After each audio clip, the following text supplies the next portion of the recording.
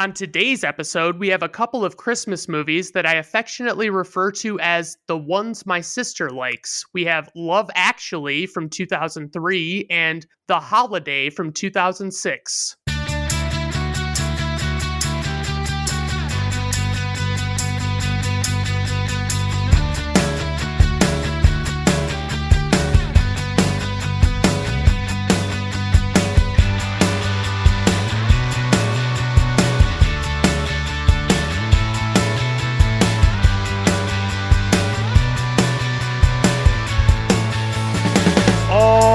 Right, everyone, welcome to Brandon at Random Reviews. I am your host, Brandon Griffiths. Thank you for stopping by. I do appreciate it. As I mentioned, we've got some Christmas movies, set at Christmas movies that I want to discuss, but I've got a couple of guests on here to discuss them with me, starting with my sister, Michelle Hess. How are you doing, Michelle? Oh, just perfect. Awesome. And then I have my brother-in-law, her husband, Dan Hess. How are you doing, Dan? I'm here. You're here. All right. That's what I like to hear. So, obviously we all have our little Christmas rituals, especially when it comes to movies. And it's just, we've got ones that we watch every single year. And it's just, you just don't, I don't know. I never have a year that I never watch Christmas movies. I always watch at least a few of them. What are some of the movies that you guys, other than these two, obviously, that you guys like to check out every year? Well, we disagree on watching these two because Dan,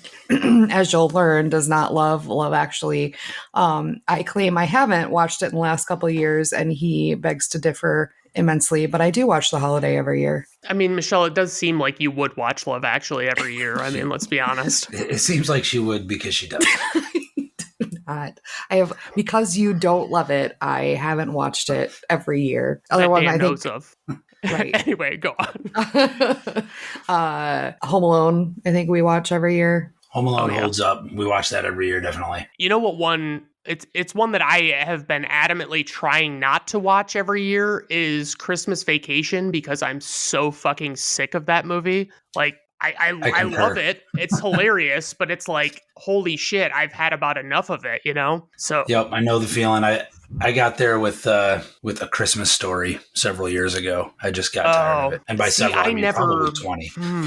Yeah, in our house growing up, Brandon and I we didn't watch that because my mom didn't really like it, so we didn't watch that as often. It was Christmas Vacation for us that we watched every year. And to be fair, even with our mom not liking it, when I finally actually watched it, I'm not a fan of A Christmas Story. On a very basic level, I can't even do like I do with Love Actually and just put it on in the background while I'm wrapping presents or something. I actively hate A Christmas Story. It is so fucking bad. I don't know what it is. The narrator, the whole thing. I don't like the story at all, and it just annoys the shit out of me.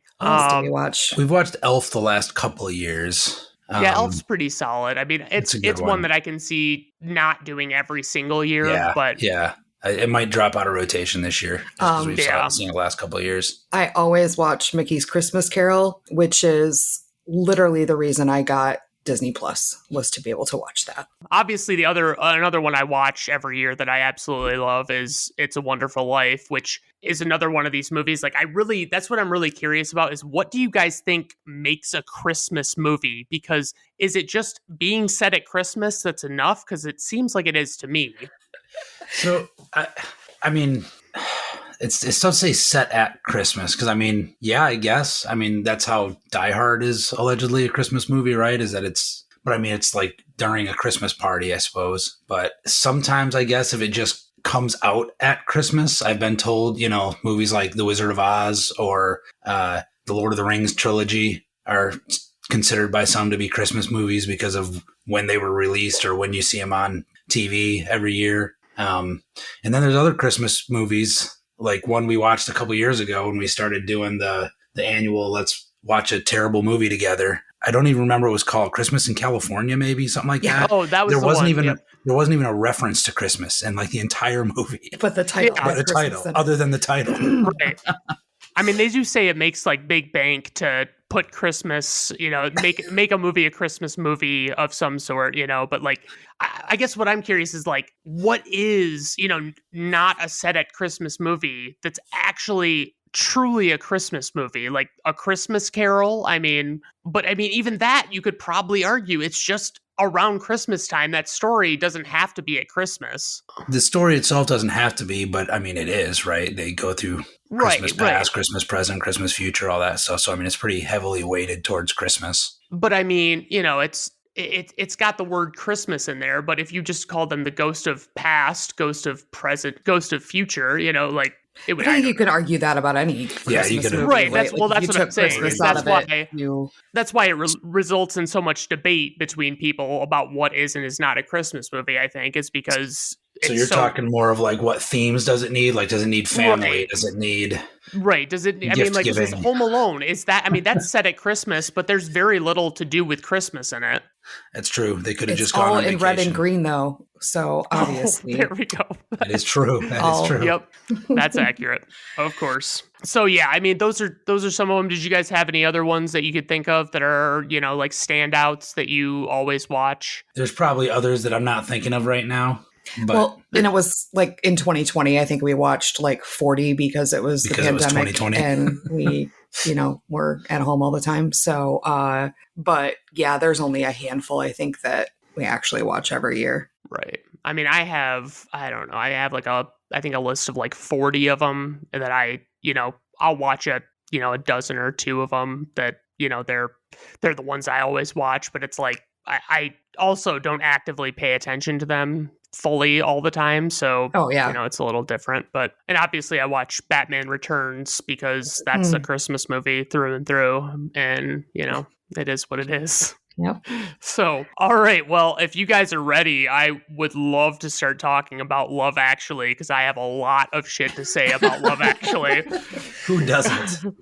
Okay. So, Love Actually was released on November 14th, 2003, written and directed by Richard Curtis. He has written and directed Four Weddings and a Funeral, Notting Hill, Bridget Jones's Diary, The Boat That Rocked, aka Pirate Radio, which is a solid one, and About Time, which was previously covered on this podcast. For the producers, we have a handful of producers, nobody that's really of any note. And then for the score, we have composer Craig Armstrong, who did Fever Pitch, Must Love Dogs, The Incredible Hulk, In Time, The Great Gatsby from 2013, and Snowden. And then for our cast, we have Hugh Grant, who plays David, the Prime Minister. And he was in Four Weddings and a Funeral, Sense and Sensibility, 9 Months, Mickey Blue Eyes, Notting Hill, and About a Boy, among others. Alan Rickman plays Harry, and he was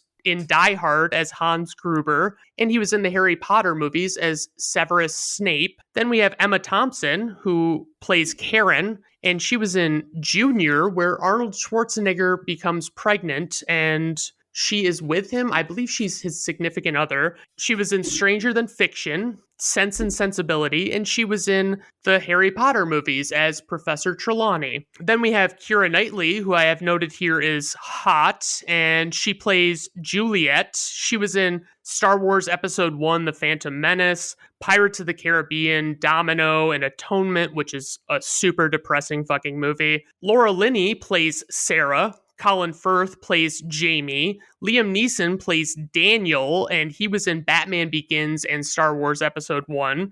Bill Nighy plays Billy Mack, and Andrew Lincoln plays Mark, and he was in The Walking Dead, which I've never seen a full episode of. You're not missing much. Overrated. Oh, okay. I'm relieved After to hear season that. 1, it became really awful, falls apart. Okay. in my opinion.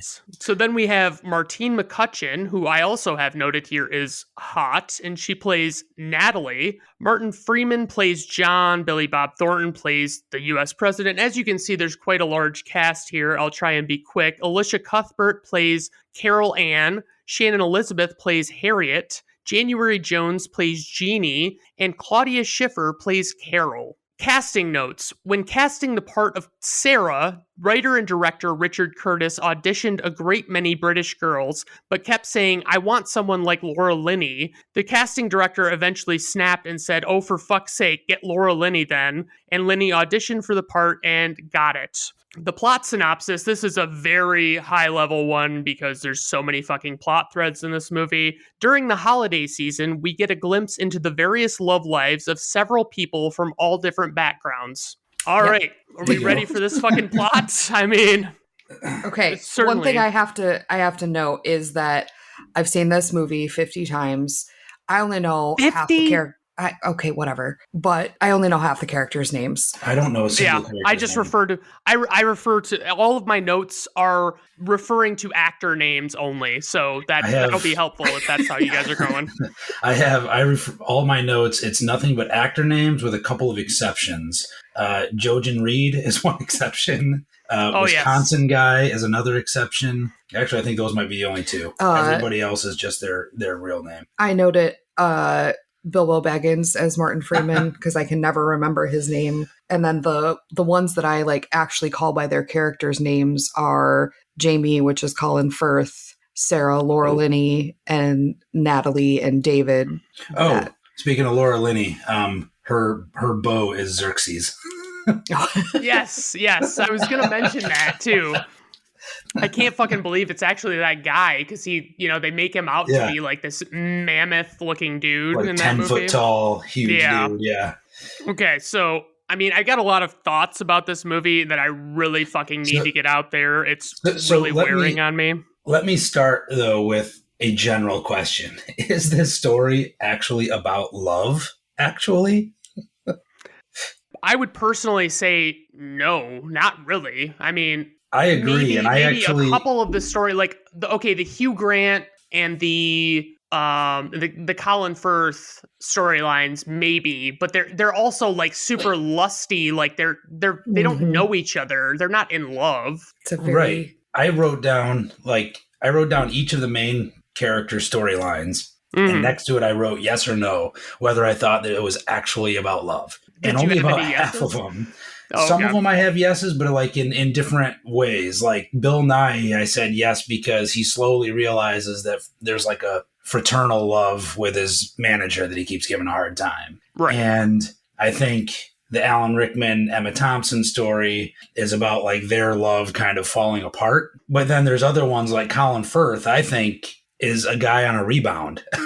I don't think it's about love at all. He's proposing to this fucking girl that it's like they haven't even spoken full sentences to each other at any point leading up to the proposal. Yeah, there's no way that marriage lasts more than like 30 days, right? Right. I'm with you there, Dan. I absolutely understand what you're the what Laura you're Linney story. I'm not even sure what that's about other than a super fucking depressing few scenes where you just like feel so bad for her.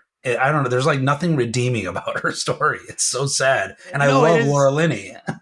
Right, and it's like you're like, oh, okay, we've got a little something here. She's into this guy at work. Okay, all right, she's gonna go for Xerxes. You know, that'd be cool. And then it's like it fucking blows up, and then it's like there's no resolution to her story. It's basically just, yep, she's got to deal with this now, and she's not going to be able to be with Carl or whatever his real name is, and I don't really understand it. Okay, so what was it else that you needed to get off your chest? Sorry, I interjected there. So there are so many, like, okay, I got to talk. I mean, I know I'm jumping ahead here. I was thinking we'd go through the plot a little more linearly, but, just the whole Andrew Lincoln storyline. What in the actual fuck is this? Like, okay, Dan so bitches about this every fucking time we watch it. Like this is why he does not like this movie. Is the Andrew Lincoln really is? It's so creepy and like there's nothing charming about what he does. Not at all. Creepy and like I feel bad for his best friend who has 2 lines in the whole movie who thinks his best friend is his best friend, but in reality he's like trying to steal his wife. Right, exactly. It's terrible. It's so not charming. It's also even creepier when you realize that Keira Knightley is 18 in this movie. And I know you had a note 18? That she was that she was hot, but I think her mouth looks really weird in this movie. It does look a little odd. I'll give you like that. the way that she holds her face and like contorts it in every scene. It's just fucking weird. Wow. Yeah. I mean, she was very young in this movie too. I mean, but that's the thing. It's like, okay, so I guess we can really, I mean, that's the one I wanted to talk about most. So it's like, they have this fucking wedding, Keira Knightley and whatever her husband's name is, I don't remember. Token black guy. Well, one of two, I think. And so they fucking set up this thing at this wedding where they, like, Andrew Lincoln organizes to have a choir sing All You Need Is Love by the Beatles to them as they're like closing out the ceremony. And I hate everything that this scene chooses to be. I hate so much of it. Like, I watch them and it's like all of their reactions to the song starting are way too animated. Yeah.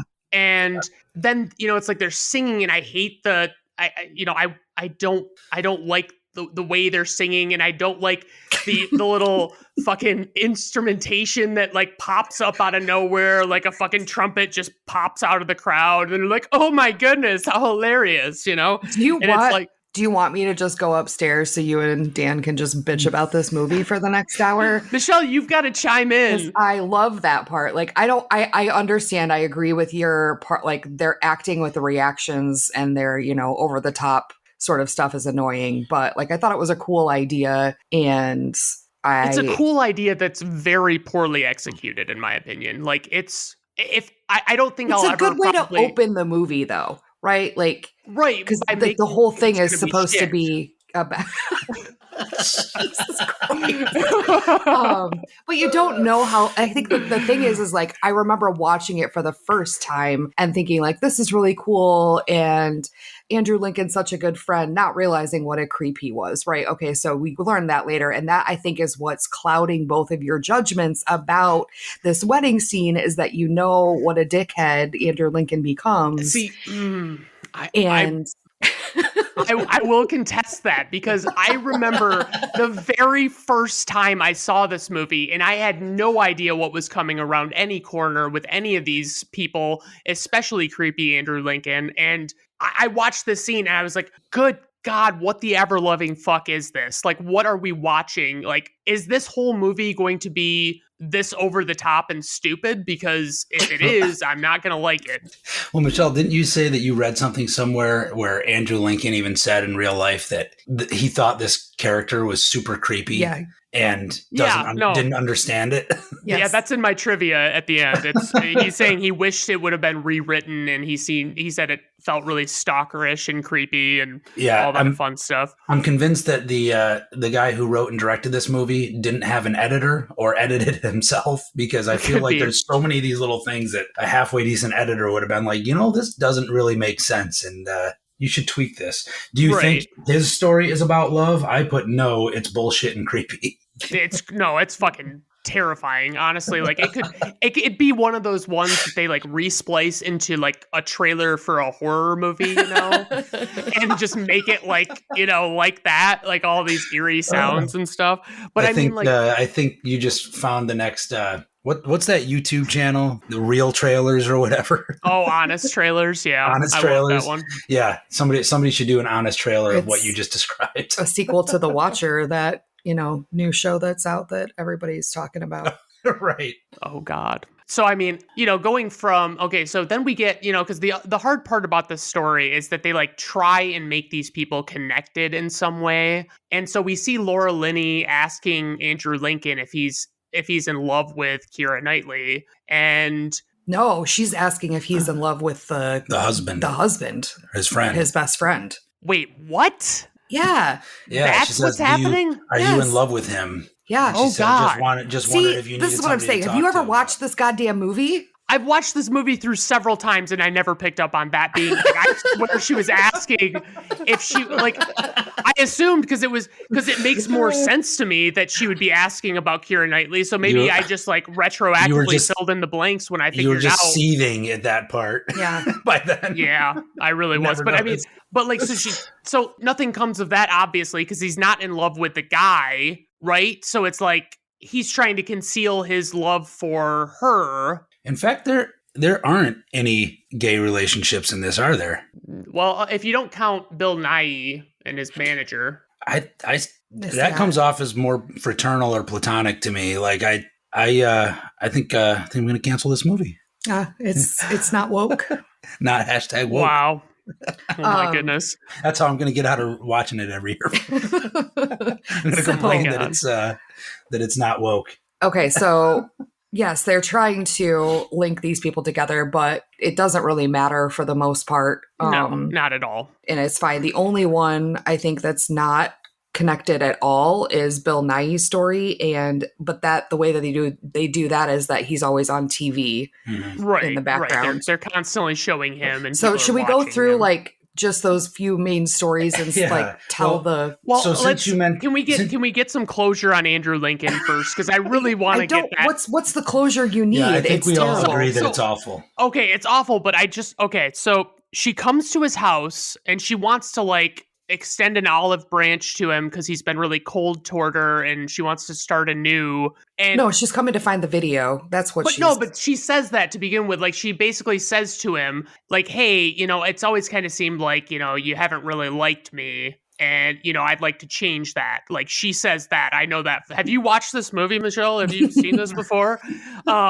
So she says that to him, and so like he's trying to like she wants to see the wedding video, and so she finds it and puts it on, and it's all this super fucking creep show of close-ups, super close-ups, and it's like I gotta say that this is some professional ass camera work that they were doing with this wedding camcorder, because I mean it looks like a lot of it is shot by a fucking movie camera, surprisingly enough, But I mean, like, she basically figures out through that way that he's infatuated with her. And then he goes to her, I won't dwell too long, but like he goes to the house when her and her husband are home and pretends to be carolers by using like a boombox playing Silent Night.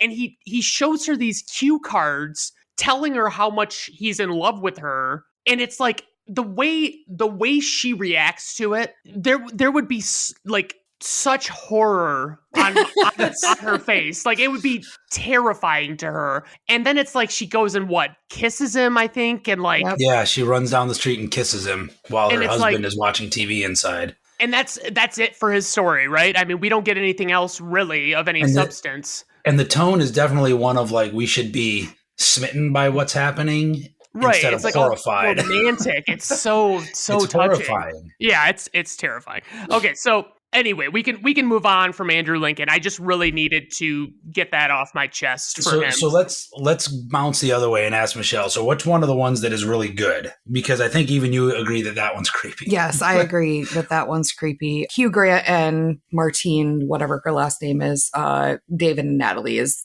my favorite story, I think. I would agree with that. I think that's. I think their story is a good one. She is. He's the new prime minister, and she is working for him as the prime minister. He's starting to recognize that he's kind of got a crush on her, and there's something that happens when the U.S. president, played by Billy Bob Thornton, comes, and Billy Bob Thornton's character hits on Natalie, and Hugh Grant recognizes like, hey, this is not good. Like, I shouldn't be infatuated or, have a crush on one of my employees. So he asks her to be moved to another department. And then eventually he gets a Christmas card from her, realizes that what he saw with her and the president was misunderstood. And so he goes to find her, which is probably one of the best scenes in the movie, where he's knocking on every door. Yeah. And the little kids answer and they ask if they're carolers, and his driver starts singing in a very rich baritone, and it's his that's pretty cool. That is very funny. Yeah. I like and that then he finds her eventually. They're on their way to the school play, and kind of main ending of the movie in general, and I mean not the final scene, but is them kissing in the back of the stage of so that's a very quick synopsis of their story, but like it's actually like they have feelings for each other that are growing over, a period of time, and they're not like committing themselves to lifelong whatever. They just like each other and start quote unquote dating by the end of that period. I have that noted that, in my trivia that there was, like Richard Curtis, when he was writing these stories, he wrote the Hugh Grant story and the Colin Firth story as two separate stories to become movies. And then he ended up combining them and condensing them down to fit into this movie with like 35 other storylines going on in it. That's interesting because one of the things I had written down, I didn't know that, but one of the things that I had written down was, I think for as many little stories as there are in this movie, they should have completely cut out about 4 of them. Oh, absolutely. And use that time to expand on ones that were good, like the Hugh Grant one and the Colin Firth one, which, I don't dislike that one, but I don't, as I mentioned before, I see that more of like he's on a rebound with this girl and there's not enough there to convince me that they're in love. Right. And you know what I mean? I got to ask, what is she, I mean, this is going to sound inappropriate, but who is she supposed to be? Is she like his cleaning lady or like what's she doing? Yeah. Yep. Okay. I just wanted to make sure. But I mean, it's like, I really struggle with that one because it's like, what is the reason that they like part ways and like she goes back home? Is it because he's going to be going home or something and he doesn't need her anymore? So like he's only there for a few weeks. He's like on a writer's retreat or something / get out of the house because his girlfriend is cheating on him. Because that's what I love about Colin Firth is like they really fucking hammer it home. Like he keeps telling his wife how much he loves her and he just repeats himself over and over again. And it's like, oh, hey, I wonder what's going to happen with this. I wonder if maybe something bad's going to happen that, we've established there's a lot of horror movie themes in this. Absolutely. But I like the Colin Firth storyline. I think you're right in that it doesn't have enough time to really like solidify that. And I think it should have been, they can't speak the same language. So they're, the dialogue in the subtitles is hysterical because they're saying similar things to each other back and forth, which is funny. But I don't know how you could have affection for someone if you literally cannot communicate with them. Yeah. And then like, I feel like, the end of the movie is him going back to Portugal where she's from, I think, and finding her to propose to her. And they've both learned the other's language a little bit, but I think it shouldn't have been, will you marry me? It should have been like, hey, I want to get to know you. Yeah. Let's go on a date. Let's go on a date. This does not need to be a proposal at all. Yeah. That one, I would have liked to have seen those two storylines expanded at the expense of cutting. Wisconsin guy can be cut 100%. Wisconsin guy could be cut, even though it was kind of funny. It could have been cut. I think the Laura Linney one could have been cut, even though it kills me because I love Laura Linney. I think Alan Rickman's could have been cut, which kills me because I love Alan Rickman. But to be fair, I think Alan Rickman and Laura Linney are wasted in this movie. They are. And I mean, Alan Rickman gets a horrible fucking storyline. And it's like him and Emma Thompson. It's like, he's got this very promiscuous coworker, like assistant that. Yes, my note refers to her as dirty whore. There you go. And she's not even that good looking. Like, I don't get it. She's not like, she's not particularly great looking. And she has that moment where she's talking to him and she like spreads her legs to him. And it's like, what are we doing here? Like, what is going on in this fucking plot line? Because it's like, he's like entertaining the idea of cheating on Emma Thompson with this woman who is very open about how much she wants to fuck him. And it's like, what am I supposed to latch onto in this? Like, I mean, the whole resolution to that whole storyline there is no resolution. There's nothing because it's like Emma Thompson is with him at the store and he goes and buys the other girl jewelry. And it's like, what a fucking class act move, to fucking buy jewelry for another woman while you're with your wife at the store. Anyway, not that it excuses anything anyway. Also very ugly jewelry, so there's that. Yeah, that's a problem. But it's like, by the end of it, it's like, Emma Thompson at one point thinks that the jewelry is for her, and then she opens her gift and it's a CD for Joni Mitchell. And it's like, they basically just, she confronts him about it after the play. And she's like, what would you do if you were in my shoes? I don't know if it was just jewelry or jewelry and sex or jewelry in a relationship or whatever, but it's like she's pissed about it, but then it's like the end of that storyline is just that she's fine. So at the airport, so the final wrap, like the movie starts in the airport and ends in the airport. Yeah, right. So he comes back from presumably a business trip, and I think you're kind of led to believe that either like they haven't worked it out yet or they're separated or something, because like, he just kisses her on the cheek and like she doesn't respond well. So it's like they're kind of leading you to believe that like this hasn't been figured out. Like there's some issues with their marriage. Sequel coming 2024. They've already done a sequel to this movie, by the way. They're going to have to find somebody to replace Alan Rickman, though. That's true. But no one can replace Alan Rickman. No. We're going to learn that he left. Yeah. Yeah. So, I mean, the basic premise of, like, I'm trying to think of, like, what's the next best story to really discuss. So, because I like the Bill Nighy one. I think that might be the only one that they hit perfectly balanced of, like, yes, that you see what you need to see. It's just kind of a funny comic cutaway. Right. Every like a little few sideshow. Yeah. It's always kind of in the background. Though I do have the question, is competing for the number one Christmas hit each year a thing in the UK? Like, is that a thing? I don't know. Because this is the only time I've ever seen. I've never heard that talked about at all. Yeah, it keeps coming up in the movie, and like interviewers are asking, like, "Oh, it's between you and that boy band or whatever," and it's like this competition. And I like, is that a thing? I mean, it's not no here, idea. but I don't think so. I think it was just invented for this movie. But I mean. Billy Mack also has some of the best lines. He does have a lot of good lines. So when he's talking about Blue, the other band that he's competing against, and he's on the TV show, and he writes on the poster of them, "We've got little pricks." And the hosts are like, "Hey, kids are watching." And he said, "Oh, okay, I've got a message for you, kids. Don't buy drugs. Become a pop star, and they'll give them to you for free." I love the deliberate travesty that is his cover of Love Is All Around by the Trogs.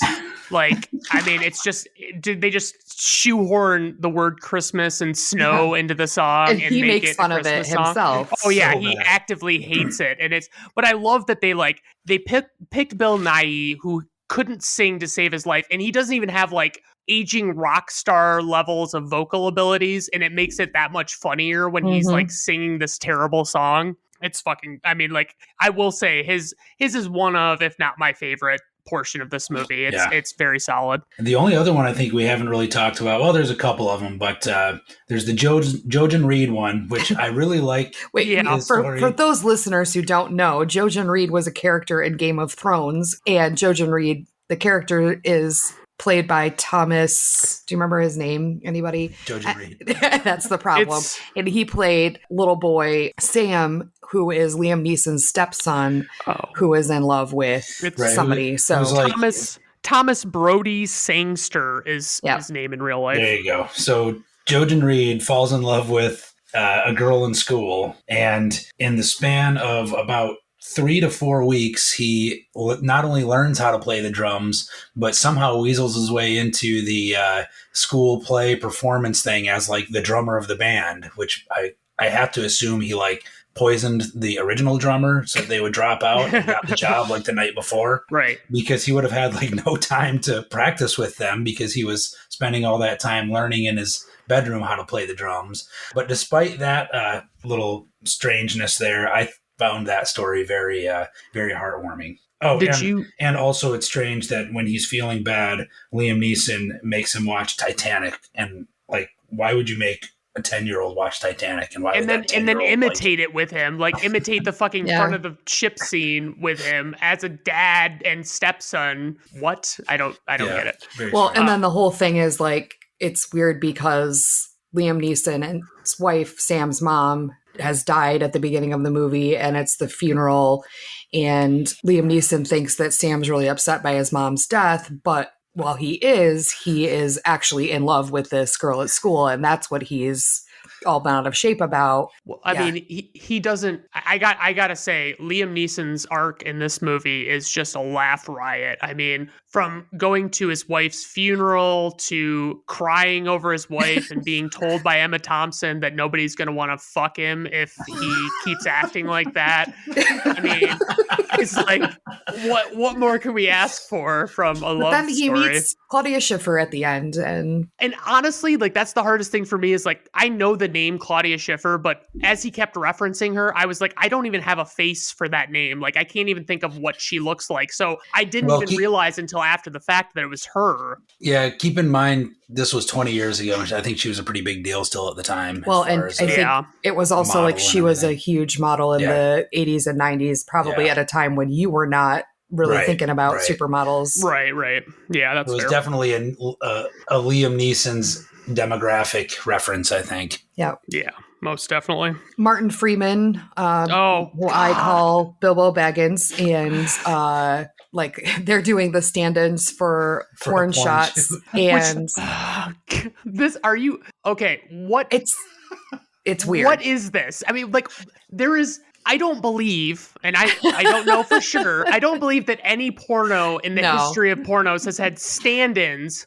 or had this high of a budget ever. Like, I've seen Boogie Nights. I know how it was in the 70s. Like, come on. Like, I don't fucking get it. I think this would have been better as like a Saturday Night Live sketch or something. Right. Like, because it's just such an absurd premise. Well, and then apparently, like, when they show this on TV and stuff, they just get rid of that storyline completely, which makes sense. But I mean, it's kind of cute, right? Like, and it's, you know, it's one of the very small storylines that comes in, and it's just a few seconds, and then like they, you know, start to like each other and go out on a date. The best part though is that they need to get all, you know, they're doing it so that they can get all the lighting just right. But apparently they have to be making all the motions at the same time as well. Right. Be naked. Right. Be naked to get the lighting perfect on the nipples and everything, and then be doing the motions. And I mean, I will admit it's a little funny, like the way that they're doing, you know, whatever sex acts that they're supposed to be, you know, pantomiming or whatever you want to say. And like,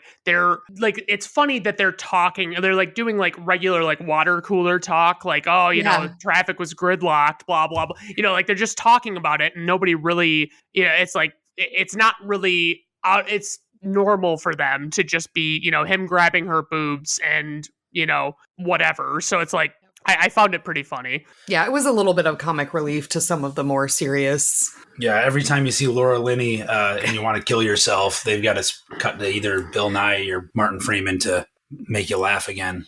So let's talk a little bit about Laura Linney then. So you find out she's in love with Carl, one of her office mates, AKA has been Xerxes. has been since she started. Yes, and Dan says that every goddamn time we watch this movie. I've never seen 300, or I don't remember it, so I wouldn't know that. That is not a Michelle movie at all. Yeah, that's what I figured. So anyway, you find out then she has a brother who has some issues and calls her all the time and stuff, which I find really interesting that her brother would be allowed to call her all the time, but you know, whatever. She finally goes to hook up with Carl and her brother calls and she says, no, I'm not busy. And she, you know, ends up leaving to go take care of her brother rather than, you know, start this relationship with Carl. And then it kind of ends with like them, Carl and Laura Linney, saying goodnight to each other later on. And you know that like nothing's going to happen with them. But yeah, so this is a super sad one, but it's more about familial love than it is about, well, I mean, she loves Carl, but like she has to balance. Well, she's got a crush on Carl. Yeah. And I mean, call it love, actually. To your... You were just waiting to fucking drop that line, you son of a bitch.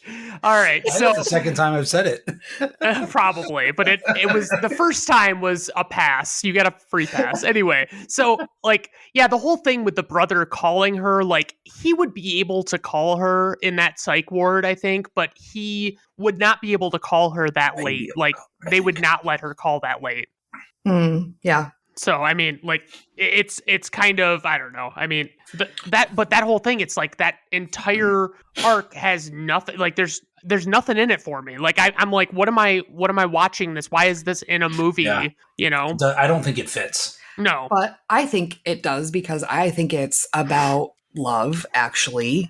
and different Between types of her and her love. brother? And that like she's trying to balance. I don't know if you remember, but my brother was in the hospital for a while, and I was gone for a month or more, and that was hard on you, Dan, and like our relationship and stuff like that. Like I feel like that with this, that like you have this romantic relationship and you have this family relationship, and you're trying to balance both. For her, she learned she can't, right? Like she's got so much invested in the brother, whereas Brandon, with you got better, you got out of the hospital, got back on your feet and all of that sort of stuff, and Dan got over it. Did you start calling him darling? No, I did not call him dear or darling. My darling. My so darling. Very weird. It's very unusual. But also, Brandon didn't ask if we could get the Pope on the phone at 2:00 in the morning. So that would have been pretty funny, though, if he did call. Yeah. Can we call the Pope?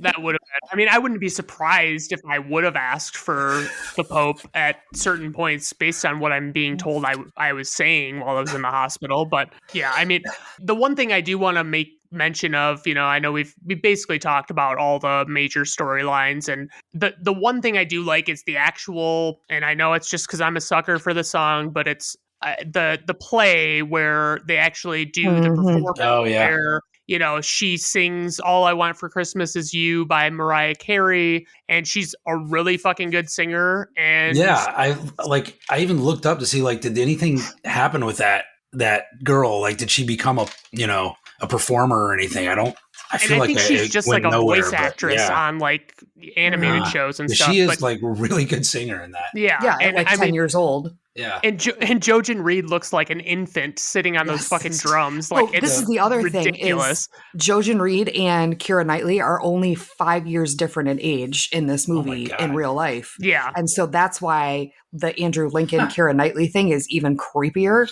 because Jojen Reed's 13 and Keira Knightley's 18, and it's freaking weird. Also, while we're talking about that performance, Jojen Reed gets the award for the best look in the whole movie when she points at him and says, "All I want for Christmas is you," and he's like happy, and then she turns to the audience and says, "And you, and you, and you."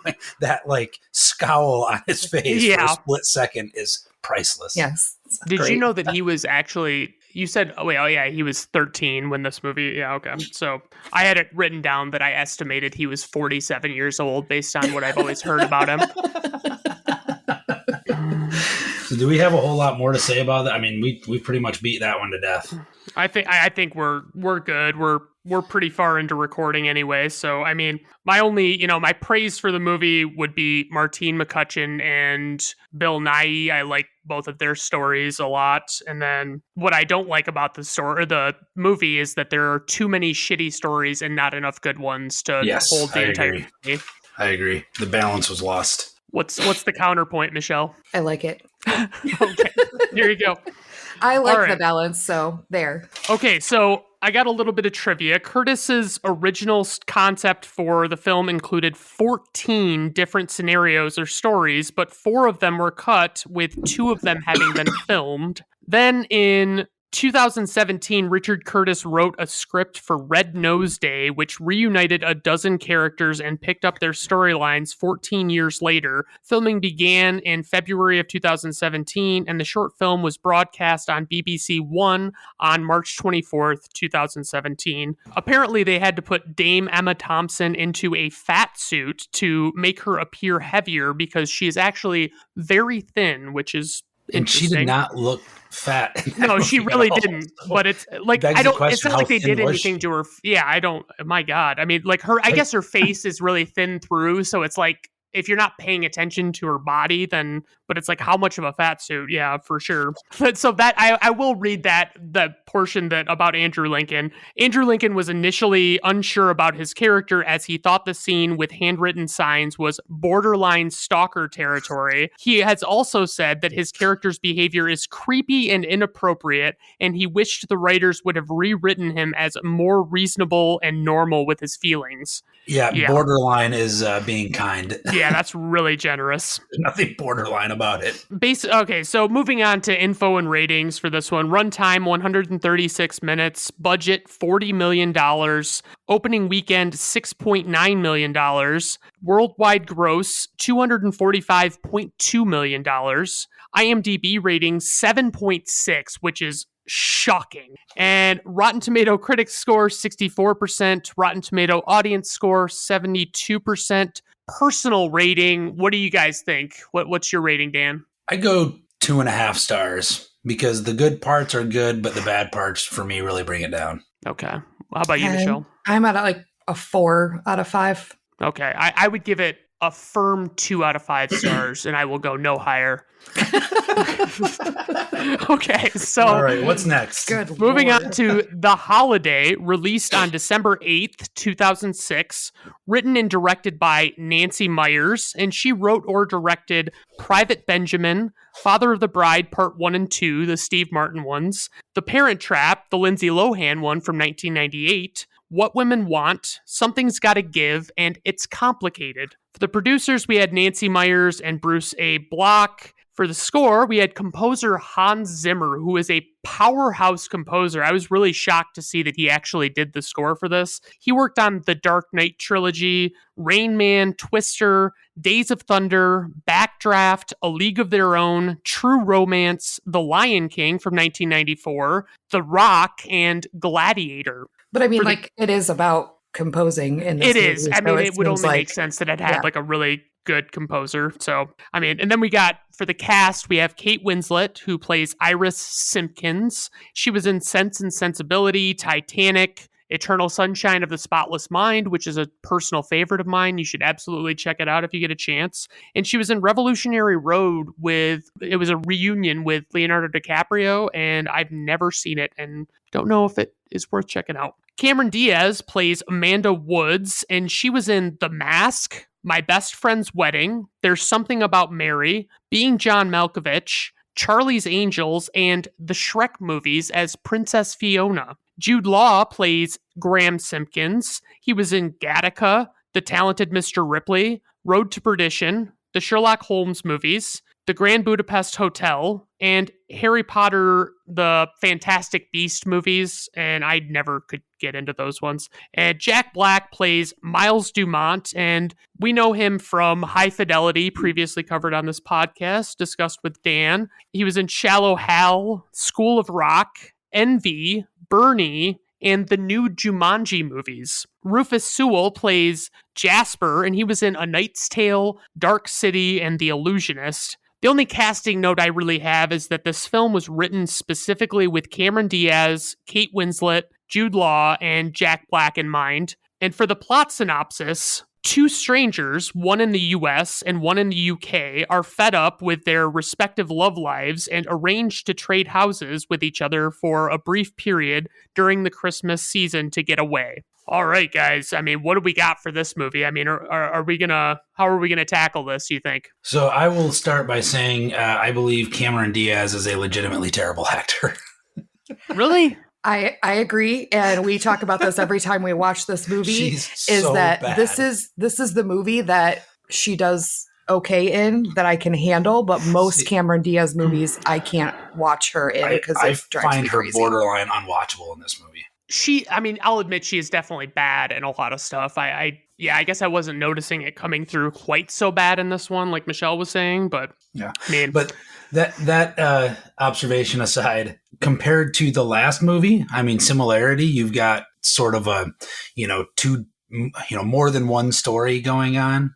You've got two different stories happening in parallel, but unlike the other one, they didn't also cram 10 more in there. It's really the two stories, right? Which I find it's a lot more digestible. I find it allows both of them to develop and breathe. They are both of them, as your synopsis stated, they're kind of running away for similar reasons because they're fed up with their love lives and whatever, and trying to get away. But other than that, it's actually kind of two opposite stories, right? The Kate Winslet character, she gets to California and meets a bunch of friends and develops new relationships and kind of lets go. Whereas Cameron Diaz's character, does the opposite. She meets like one person and only one person and becomes really clingy and like kind of totally falls down a well of, falls in love with this guy, like almost right off the bat, right? Oh yeah, absolutely. It's Jude Law. You would too. Yeah, I mean that's true. That's the only. Well, you're saying Jack Black has to grow on you. Yes. So let me pose this question: who would you have recast in Cameron Diaz's role as Amanda Woods? Literally anyone else. No, I'm just kidding. That's a good question. I mean, maybe what about Jack Winona Black's Ryder, girlfriend? Michelle? Would you have gone with Winona Ryder? All right, touche. Yeah. You know what's funny is this is a neat little tidbit, but in all the episodes I've recorded, she is the one that was most considered for parts and then did not get the part. Like I think there's a reason. Frequently, for that. yeah. There's I definitely. suspect they met her and they were like, Ugh. ugh. I don't know. I mean, I think like Cameron Diaz has the look, and I don't think she does horribly in this movie, like I said. So I'd have to think about that a little bit. But I think the other characters, Jack Black, Jude Law, Kate Winslet, are perfectly cast. I mean, obviously, if it was written for them too, then that makes a big difference. But Jennifer Aniston. That's my answer. I don't know if I'm a fan of that. I mean, I think outside of Friends, I haven't really been. I think she could have played impressed with a her. lot. L.A. There's Whatever. anyway, so this, let me just get into a little bit of the background. So Iris, played by Kate Winslet, has been in love with this guy that she works with for years. They dated, but then they broke up because he was cheating on her with another coworker. At the beginning of the movie, you find out that they're still talking all the time, emailing, talking on the phone, even though he's with this other woman. And then you learn that he's engaged to this other woman, and Iris, Kate Winslet's character, kind of falls apart, and she's like, I got to do something different. Oh. On the other side, Cameron Diaz is dating Edward Burns, and, she makes trailers for movies, and the beginning of the movie, she's throwing Ed Burns out because she thinks he's been cheating on her.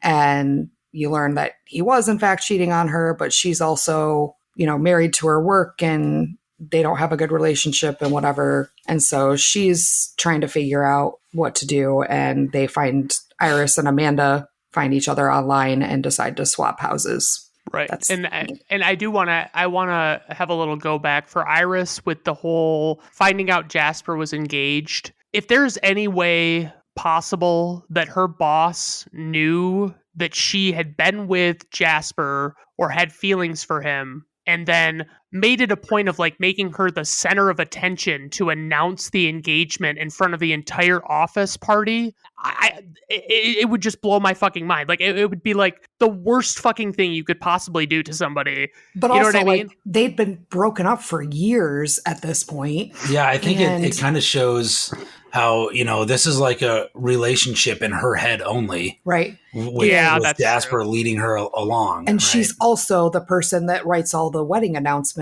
And that's why he calls on her, is he's like, oh, I've got an announcement for you. Yeah, okay, a that scoop, makes sense. Whatever. That's kind of how they get into that and why they call her out specifically. Dan and I both had notes about, because Iris leaves her job presumably in London at a newspaper where she, writes these wedding announcements. It's definitely in London because you see her walking past Parliament as soon as she leaves the Christmas party.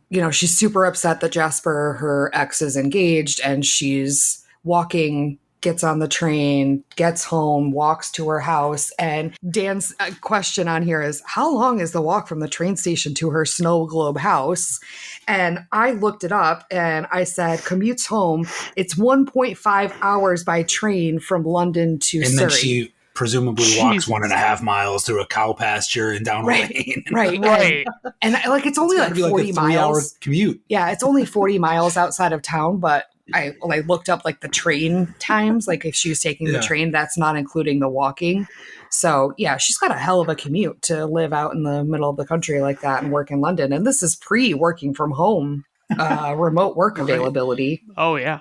Yeah, I mean that's some good homework, Michelle. I really appreciate you. I had to look that up for my own awareness. So is the best way to do this here then to to stick with the Kate Winslet story and then come back to the Cameron Diaz story? That's what I was going to. Yeah, we can do Okay. that. So we should probably introduce Miles, Jack Black's character, who is he's a film composer, and he is actually a friend of, I think his name's Ethan, Amanda's ex. He works with him, and so Miles runs into Iris when he comes to pick up some stuff for Ethan, and he's basically just he's got this girlfriend, and she's played by Shannon Sossamon, and I mean, I recognize her. She used to be in so many movies in the early aughts and the late 90s. Like, she was a leading lady type. Like, she was big time. Like, I mean, Yeah, she was in a bunch of stuff. She was in a bunch of stuff. Like, she wasn't necessarily always the lead, but like, she was in a few movies where she was like the lead actress. Yeah. Like, what was it? 40 Days, 40 Nights. I think she was in that. She was in A Knight's Tale. Like Rules of Attraction. And she was in,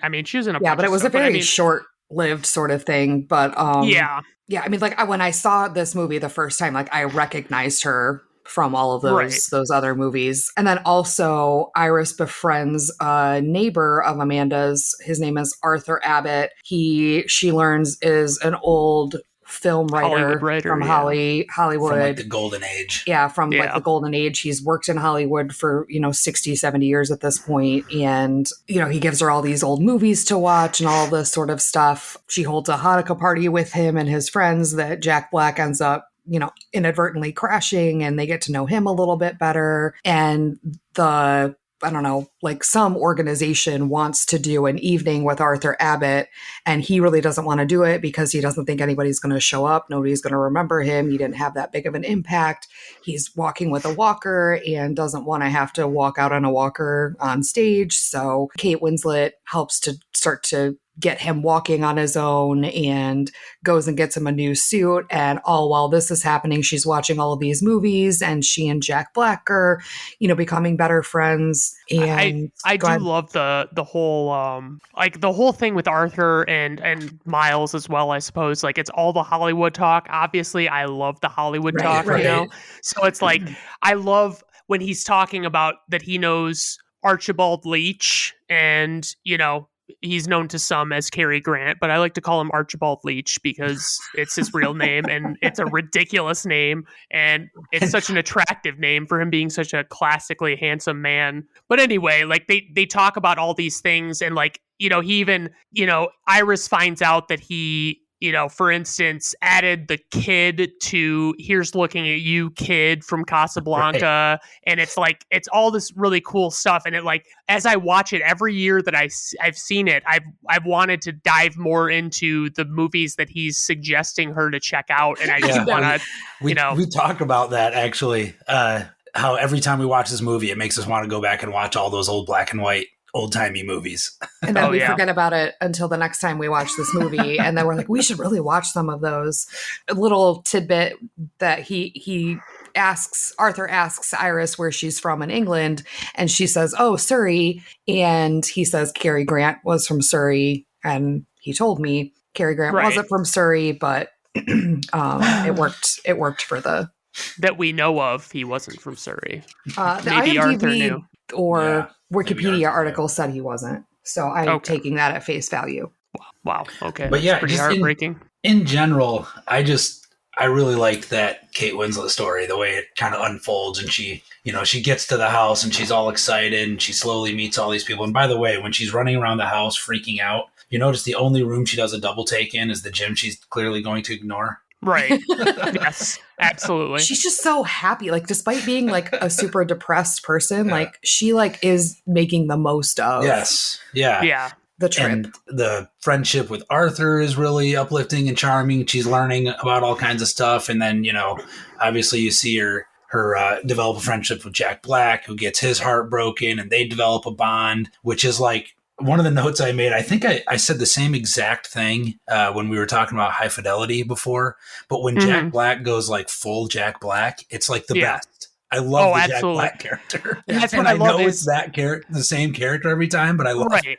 It's always, it's just Jack Black. I mean, it's the Jack Black character. But yeah, it's Like, I love the fucking scene in Blockbuster where he's imitating the Yes. film scores, and he goes to The Graduate, and you see Dustin Hoffman, who is the star of The Graduate, that just makes a little cameo appearance and says he can't go anywhere, basically, because, you know, Jack Black's fucking talking about his movie all the time. So I fucking love that.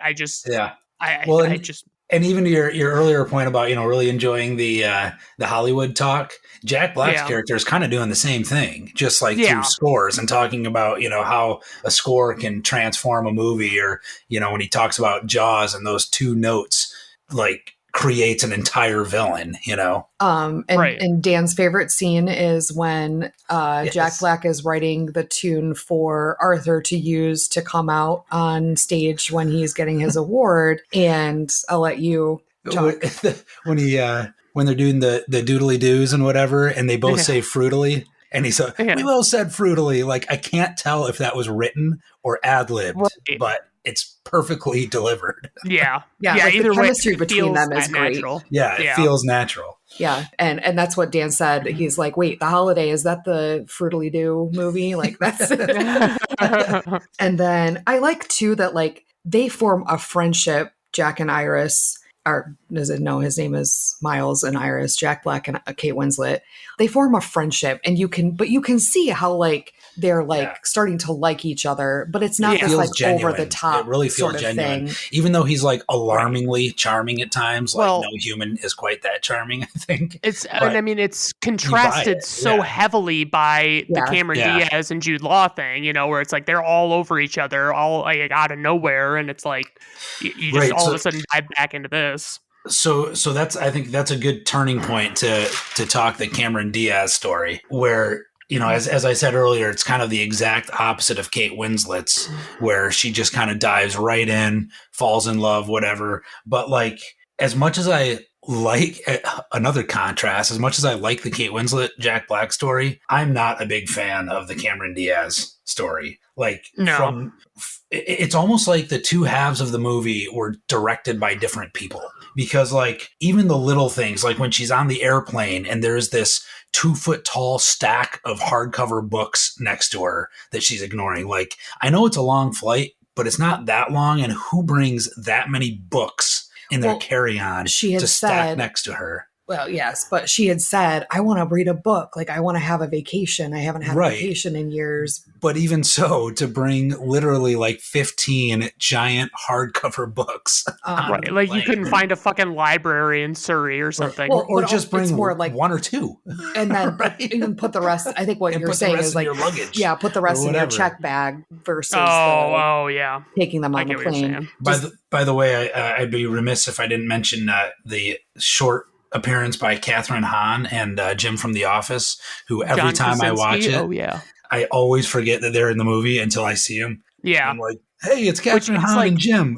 I mean, he was already on The Office by this point, but she was, I don't know what I would have seen her in other than this, up to this point. I think she might have been in a couple of really like small roles by this point. Yeah. Like, in like bigger movies that you would have recognized. To be fair, I didn't see this until probably 10 years after it came out. So by that time, I definitely recognized her. Well, she was definitely in Anchorman. So that was in like 2003. So there you go. Good. So kind of the synopsis for Cameron Diaz's side of the story is she goes to England. She's staying in Iris's house. The first night she's there, after you can tell she's like getting bored already because she's by herself. She doesn't know anybody, and she's not taking or making the effort to go meet anyone. Jude Law, who you find out is Iris's brother, knocks on the door late at night because he's been drinking in the pub in town, and his sister will put him up if he's had too much to drink. And of course, I can't, gloss past how relatable that scene is, where, I'm sure you've been there, Brandon, where, you were down at Preston's or Brickhaven drinking, and you stumbled home to just crash on your sister's couch, but she wasn't home. Instead, it was Cameron Diaz, and she kindly asked you to make out with her, and then from there she's kind of sheepish but very kindly asks you if you'll be so generous as to bang her, and then says, oh, but I got to warn you, I'm not so good at it. So can you teach me how? He. I mean, it's just, it's so relatable. Who hasn't been there? If I could tell you this, if I only had a nickel for every time that had happened to me, I'd have a shitload of nickels. I mean, I don't think happens. The fact that them having sex like the first time they meet each other is probably not as crazy, but it should have been. What they should have done is like they ran into each other at the pub in town, and like it more organically happened rather than her being at the house and him showing up at the door and politely asking to have sex. Like, it's just so bizarre. It was so strange. But okay, so then they're kind of forming a relationship, but you can definitely tell it's more of a romantic relationship sort of thing versus like the friendships that Iris is forming on the other side of the world. They keep talking about how like they can't do this because it's too complicated, but then they do it anyway. And then Cameron Diaz finds out that Jude Law is a widower and he has 2 little girls. Just so you know, don't think Cameron Diaz's character in this movie as a very kid-loving sort of thing. Like, I think she would be really awkward with children.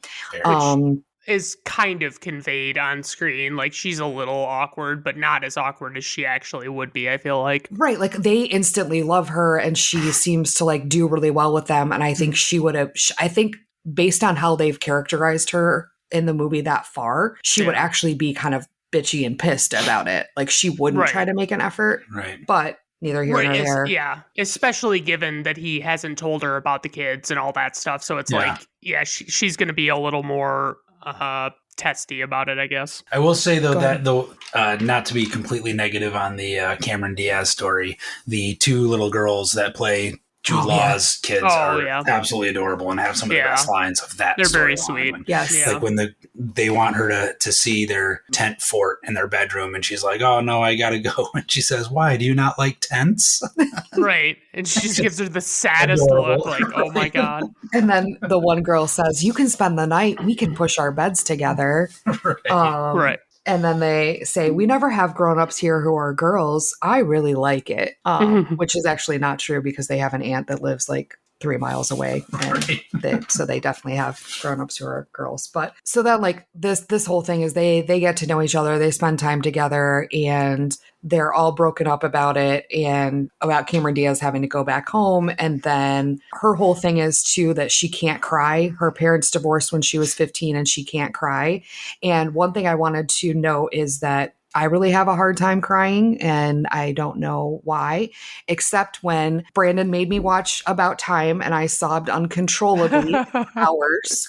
It was so bad I had to call a couple of our local friends and ask that they go with us to a winery or something because Michelle was losing it. And then just recently, this is really ridiculous. I don't know what was going on, but I sobbed uncontrollably a couple of weeks ago watching Clerks 3.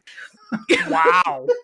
Haven't shed a tear for deaths or like, major issues in my own life, but apparently Clerks 3 made me cry. Yeah. I feel like I attend the Jude Law of crying, the Jude Law school of crying. Like, he cries for everything. Like, I feel like I there are certain movies that I will watch that I just know will make me cry, and it's like I fucking fight back the tears aggressively. Start and I'm breathing like, from deep in the diaphragm. Right. And it's like, it's this very labored breathing, like really tight breaths. And it's like, oh God, it's fucking happening. God damn it.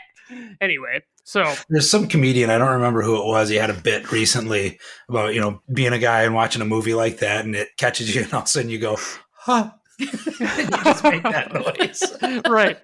I was like, yeah, I've been there. It really does happen. Okay, so I can kind of relate to that, but as she's driving away, she realizes she is in love with Jude Law. She starts crying. She stops the car and runs back to... For the second time, she's had to run across a cow pasture in stilettos that apparently she wears to the airport. Because the first time, the driver didn't drop her off at the house, which I'd have been like, I'm paying you, asshole. You drop me off where I'm telling you to. The second time, why would she think it'd be faster to run in the snow in stilettos across the cow pasture back when the guy could have just turned around. Can I ask a strange question? Because, I'm a guy and I don't understand. Why are we, as a people, wearing heels ever? Like, I can't answer that. I was raised by a very butch lesbian, Brandon. So I don't wear heels. Okay. I don't know. I don't get it either. It's very strange. Then they get back together and she's like, why did we ever think I was going to leave before New Year's Eve? That's so silly. And then you see Miles has come back with Iris, which is great. Like he said, I don't have a date for New Year's. I can come back to By the way, his reaction to her saying yes to a date is perfect. He silently and slowly fist pumps. Yeah, right. And then the last scene is all of them, all four of the main characters and the two little girls all dancing around each other. One thing I will say is there's no wrap up, right?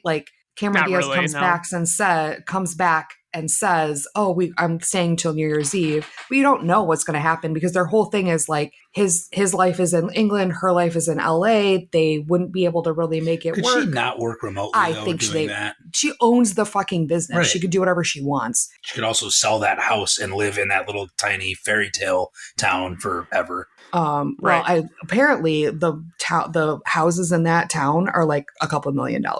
Because they are so crazy, cute, and whatever. Okay, so the other random thing I was going to mention is Graham, Jude Law's character, is talking about parenting and doing stuff, and he's like, "I have a cow in the backyard." As we're watching this movie, Dan's like, "Should we have a cow in the backyard?" I'm like, Oh my god, no, we're not getting a cow. No, that's not a good idea. I don't think so. And the only other note that I'll make, speaking of the endings, are when Arthur enters the auditorium. Mm-hmm. I think that that scene was perfectly executed. That's actually the one moment in the whole movie that chokes me up, is when he opens the door and everybody's there for him, and he gets all choked up walking down the thing. Yeah, I think they nailed that scene. Then he walks up the stairs on his own. Yep.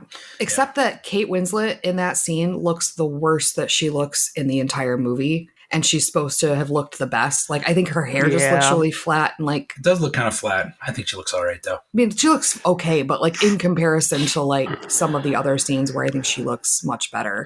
So overall, this is a kind of a feel good sort of movie. It's not really holiday related. I mean, they don't even they're on a holiday, meaning they're on a vacation, right. And it takes place over Christmas and ends at New Year's, but they don't celebrate Christmas. They have the Hanukkah party with the other guys in the neighborhood that are friends with There's Christmas decorations at the house, and Christmas lights and stuff on Jude Law's house. Yeah, just in Jude Law's house, though, not in Cameron Diaz's, not in Kate Winslet's. Right.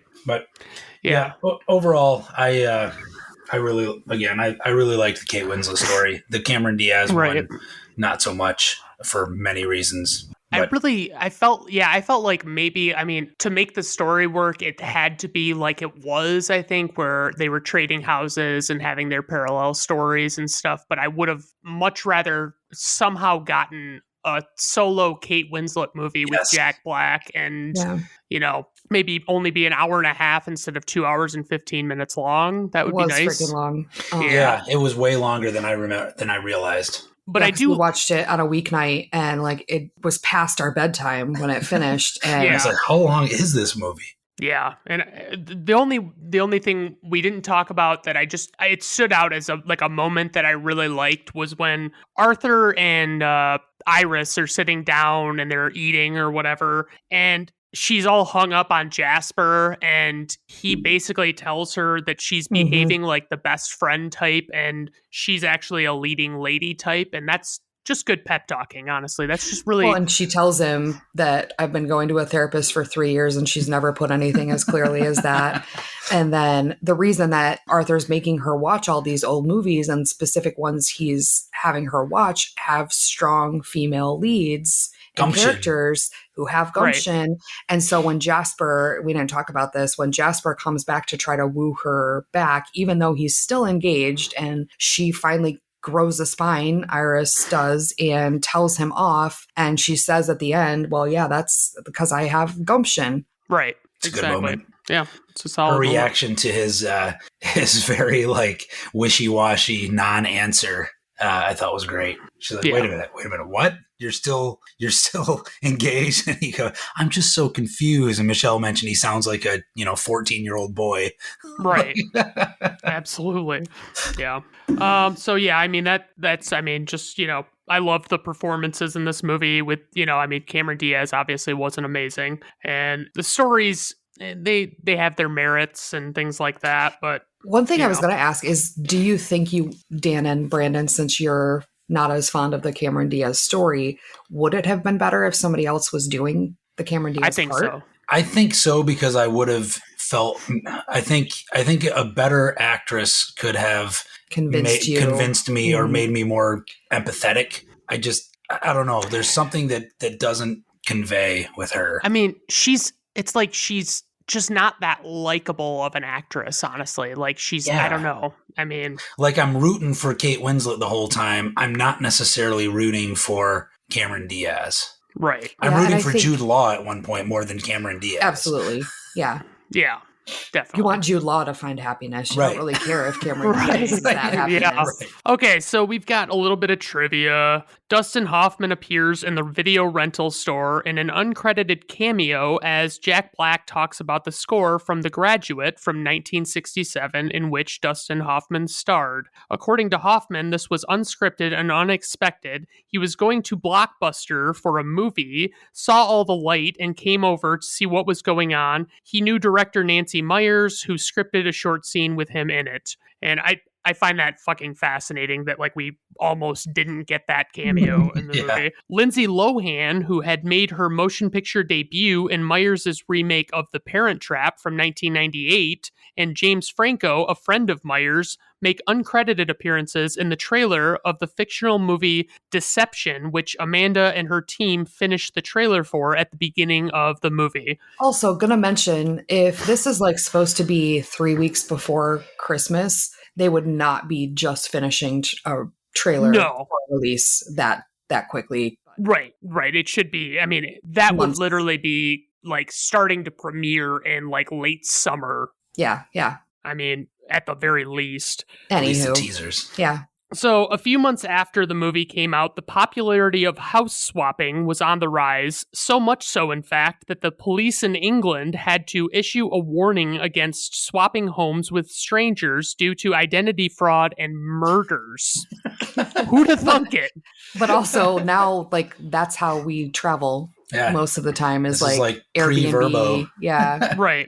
Oh, let me ask you guys that question before the last trivia thing. So they both decide that they're going to go and they're going to swap houses the very next day. How much do you think those international flights were going to run them? I think the same thing every time. That in that moment, I'm like, if they, I guess at that time, call on the telephone, their travel agent or somebody. It was 2003. You still could have internet. Yeah, you could. So if you go online and you're like, I need, Cameron Diaz gets a first class ticket to London for the next day. That's got to be a $10,000 ticket or something. Right.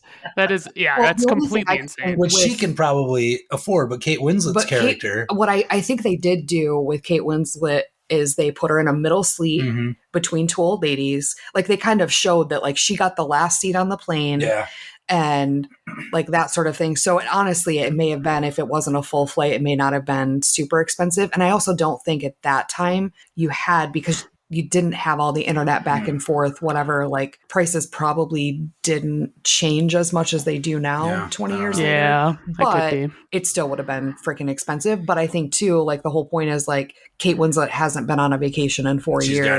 She's got to get away. To be fair, she does live in a $2 million house. Right. Right, exactly. Writing blurbs about weddings. Okay, so when Miles, played by Jack Black, is humming movie scores to Iris, played by Kate Winslet, in Blockbuster Video, he does Hans Zimmer's score from Driving Miss Daisy from 1989. Hans Zimmer did the score for this movie, which is, I just think it's kind of a neat little nod to him. I kind of like that. Mm-hmm. So info and ratings for this one: runtime 136 minutes, budget $85 million. Opening weekend, 12.8 million. Worldwide gross, 205.9 million. IMDb rating, 6.9. Rotten Tomato critics score, 50%. Rotten Tomato audience score, 80%. Personal rating, what do you guys think? Michelle? So hang on, before you go to our ratings. So you're telling me the critic score for this was lower than Love Actually? Oh, on yes, Rotten by Tomatoes? a significant amount, yeah. Really? That shocks me. I agree. Yeah, I'm blown away Anyway, myself. back to Michelle's. Yeah. This one is probably 4.5, and the only reason that it's 4.5 for me is because of Cameron Diaz. She brings it down. She brings it down a little bit. I'll give you 2 ratings. I think the Kate Winslet story is a 5. I think the Cameron Diaz story is a 2. But rather than splitting the difference, on the strength of the Kate Winslet story alone, I'll round it up to a 4. Okay, that seems fair. This is one that Dan will actually watch every year. I love her and Jack Black's chemistry. I did that thing where I caught myself grinning like an idiot multiple times at the romantic scenes of this movie. So my rating is 4.5 out of 5 stars, mostly because I actually didn't hate the Cameron Diaz storyline and performance as much as you guys. Like it's deeply flawed, but I didn't hate it quite on that level. I don't hate the storyline. I just think her acting is terrible, which brings the movie down a little bit. Yeah, I don't hate the storyline. I don't think she sells it, and just her acting in general. Her performance, I think, brings it down. And I'm now really going to be racking my brain to figure out who could have done it better. Yeah, my answer's Jennifer Aniston. I want to say like Naomi Watts. I don't know. I don't know about her. Never mind. Retract. Yes, I didn't say that. Okay, so anyway, that's the 2 movies that we have for today. I really appreciate you coming on, Michelle and Dan. I had a good time. Thanks for having us. Yeah, you're welcome. Absolutely. Thanks. Yeah. So obviously, like I always say, if you've got any suggestions, any requests, anything like that, just send them my way. Let me know what you want to see, and maybe I'll entertain the idea of actually doing them. So, all right, everybody. I guess that's it for today. I hope you enjoy the rest of your day. Bye now. Bye.